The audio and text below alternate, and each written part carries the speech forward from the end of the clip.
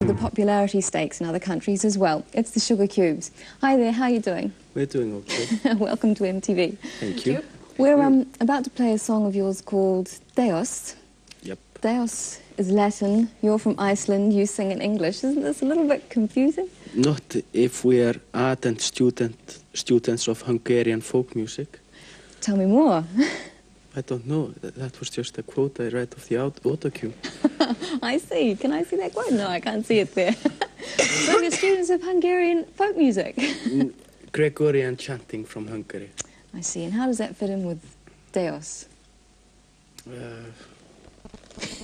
It doesn't really fit in. Nothing fits together. We're just doing what we're doing. It doesn't really matter what language it is, does it? Sure. What's Deos all about? Well, it's about Deus, which isn't. It's about this guy called Deus. And it's a whole song about us saying that somebody Doesn't exist. He isn't. But if he did, he would have a quiff. Okay. So it's a good example about a band spending 3 minutes in talking about something that doesn't exist. Where did Killing time. Where did the idea for the song come from? Was it one of yours, or did you work it together? I'm guilty. Tell me, York. Well, it's just... I don't know if I should start, because probably if I would start, I would talk for hours. But it's about this thing that's this European picture that has been painted for us for like 500 years or something, about this sterile god up in the sky who's very kind and just very, very nice. And how ridiculous it seems that he was supposed to be able to create the whole world. And it seems to me that if somebody would be able to create the whole world, he would be like sort of very lively and very fertile and very happy and very energetic and things like that. But, well, I better stop now. Thank you. Well, let's see it and hear it. That was Deos from the Sugarcubes. Now, not too many of our guests on MTV come from Iceland. I can say that again. Hope not. Do musicians in your country have problems that, say, they wouldn't have elsewhere? I mean, is it a tough place to be a musician? Yeah, there is a definite shortage of rehearsal places, and then equipment is quite expensive, and so you get into problems which you could solve easily if you lived somewhere else. Yeah, like we mostly put on our own gigs. There's not many like places to play, clubs or things like that. It's mostly like ballrooms with house bands, things like that. Is there a fairly healthy local music scene, or is it mainly British American music that you get? No, it's you know, in many ways healthy. There are loads of bands there at the moment. It comes and goes in waves, and I would say it was nearly healthy, nearly sound. Of course, it's under influence from what's going on here and well, in Britain and in the States, but also it has got a lot of originality, which is only sort of Icelandic. You wouldn't be able to follow it or understand the lyrics. Fair enough. Do you think your music has got a particularly Icelandic feel about it? Well, most Icelanders find us weird, and they think we're very foreign. Okay. Yeah, and people here think we're Icelandic.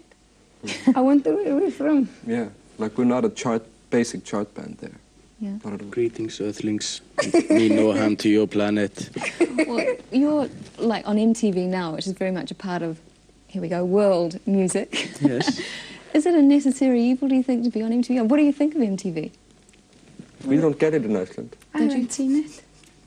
So you don't know what it's all going to look like in the end? No, that's the best thing about it, that we don't usually see what's being written about us and things like that, but possibly 2 or 3 weeks later, and some shows we will not see or hear because we're not present. So it's very healthy for us not to see ourselves too much on radio or television or in the papers, because then we're unaware what's happening around us. We probably won't see this program. Well, what about the videos then that you make? I mean, do you get a chance to see, I mean, are they shown on Icelandic TV or are they... Yeah, they're crying out loud for videos made by us because we've sort of reached a standard in Iceland that everybody thinks we're very famous. So they want the videos being shown, but we're not particularly keen on having them shown. Why is that? I don't know, we just decided we weren't particularly keen on it. No reason. We've got no reason at all. Well, be that as it may, we're going to see one now. No, in fact, we're not. We're not going to see one now, but we are going to see a new video from Natalie Cole. But don't go away, because we'll be back with the Sugarcubes shortly. You got Expo with me and the Sugarcubes. Okay, if we had a lottery, say, and I was to ask you what bands, what musicians in like the whole of the musical spectrum that you guys would like to gig with the most, who would it be? Who would you choose? I would go for Pachelbel, an organ player, and Johann Sebastian Bach. Yeah? Former organ player. Yeah, fair enough.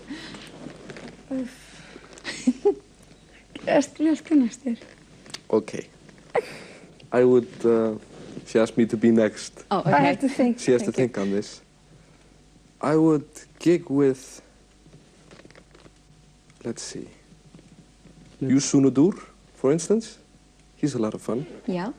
And Nusrat Fatih Ali Khan is a lot of fun too. That sums it up, more or less. I would like to gig not with exactly a musician. It would be more exciting with, for example, there are two ladies. I think one of them is dead and one of them, the other one is old. One is called Sonja Heine and was a Norwegian skate queen. Mm-hmm. And one is Martha Graham. She is a dancer. Sure. Would you say that... She's a painter. Well, you don't have very much.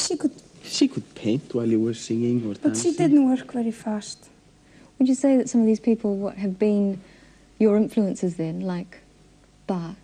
Yes, definitely. Who else? Do you model yourselves on anyone, or is it particularly just from all your past interests? I don't know anyone. I'm not any one special. Yeah. We don't have any specific role models as such. We try to be our own. Okay. I hear you're about to sign with Elektra in the States. Yes.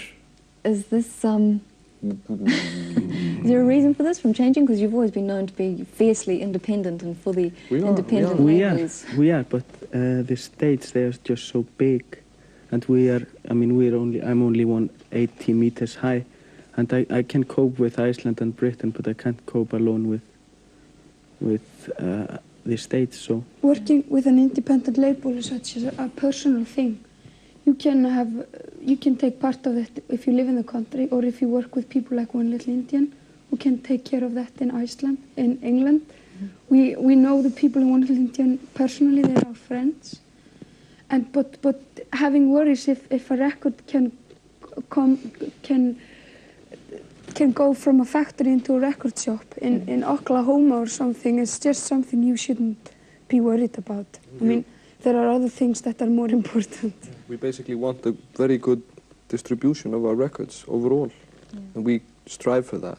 But we want to be in control of what we do. Is there a danger that you, changing to say, or moving with a big label, that your music's going to be compromised? No, we're not moving in with a big label. We're still with One Little Indian, and so we're not signing. Like we weren't, the Sugarcubes weren't formed to be able to get a record contract, because we've always been able to put out our records. So it wasn't a dream of ours that one day we might be signed by a major.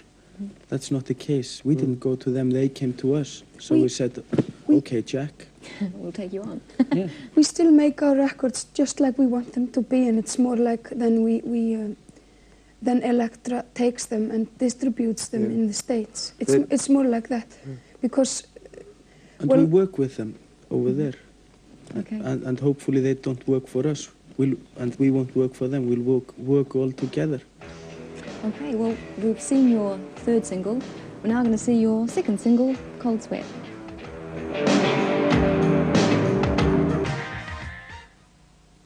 Hi there, this is X-Pip on Expo, and we've got the Sugarcubes with us today. Well, not only are you guys respected musically, but you're also highly respected in your country as poets. Is there much of a difference between writing poetry for you and writing lyrics, say, for your songs? Well, the official poets of the band, they're not with us today. The three, they are back in Iceland, so... The other half of the band, the Poetry division. The poetry division is in the library studying for the next great big literary Nobel Prize. I see, I see. So the difference is, I don't know what the difference is between what we do and they do. Possibly that we don't want to sing poems. Are you all involved in writing the lyrics for the songs, or is it just those three literary masters back home? No. Most of the lyrics, I read mine, what I say, and he reads what he says. So sort of this poetic thing is sort of separate from the Sugarcubes, really. Well, there's this company that the Sugarcubes have and other people called Bad Taste. They publish the books, their poetry books. And of course, well, it's really quite separate thing. Okay. Their poetry and they playing in the band. Well, one of the things I wanted to ask you is the music press in Britain particularly have fallen over themselves trying to give you good coverage. You know, there's articles in Melody Maker, seems like every month last year you were featured. I mean, how do you cope with this? Do you feel you have to live up to this extraordinarily high praise that's been given you? No, It because... doesn't change.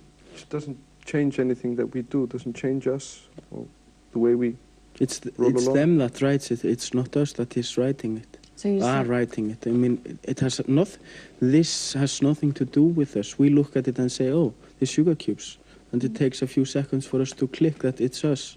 It's just, you must understand that us living in Iceland, not even getting these papers, it's like somebody, if you would get news about that somebody on the planet Jupiter liked you very much.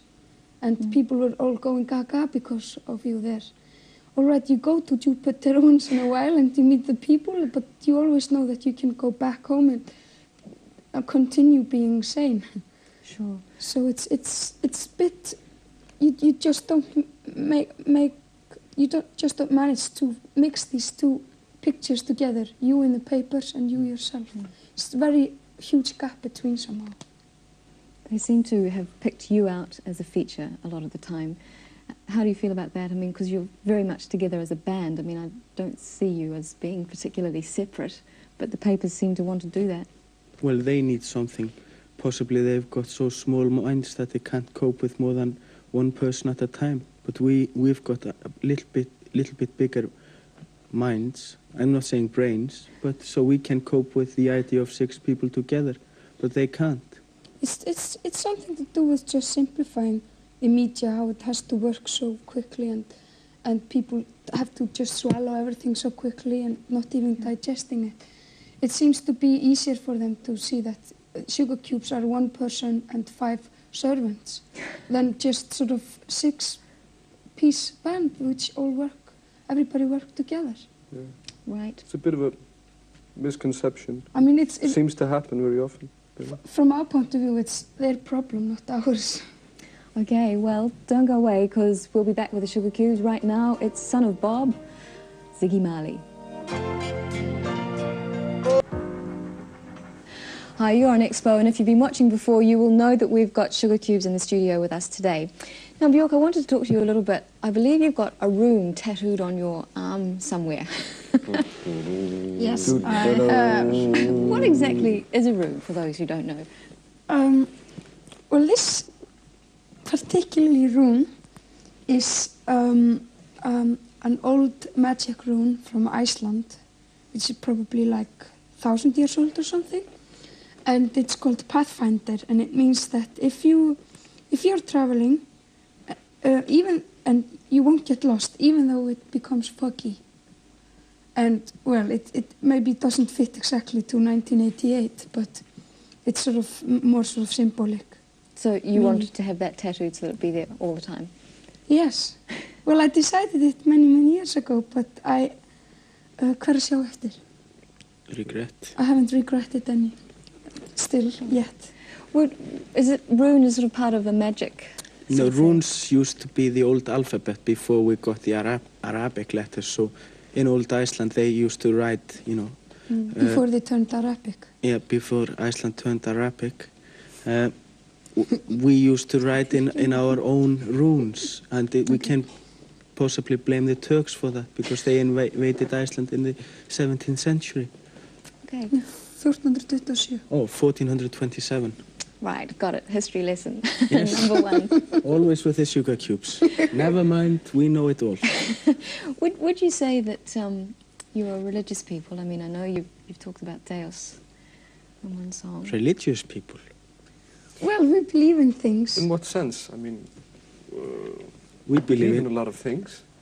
Who doesn't? I believe in him, and he believes in me, and she believes in us, and we believe in her. And We believe in You Bray, and and- we believe in Thor, and we believe in Einar, and we believe in a lot of things. We might even start believing you. Oh, no, really? believe in you. I was meaning in the sense of religious in the terms of you're searching for something, maybe. No, maybe we're not hung up on religion or trying to find, you know, the truth. There is no truth for but us. we're curious, We're curious. in essence. Yeah. But really, the final conclusion is what we're really after is just sort of fun. Is that the essence of the Sugarcubes? Yeah, fun, hopefully. We Yeah. can start enjoying ourselves and not get too bothered by all this hula baloo. The minute we're not enjoying ourselves, we know that something is wrong. Fair enough. Well, the song that got us all into the Sugarcubes, Birthday. Hi, MTV, time with the Sugarcubes, just about time to say goodbye. Now look, we've seen a few of your videos, what your performance is like in videos, but what about live? Could you go live, like now? Life, yeah. Ding-a-ling-a-ling, everybody sing, mellutna dansi í hring. Hey, kokkurinn á kamrinum, ríður öllum mellunum, ríður þeim í rass, segir síðan pass.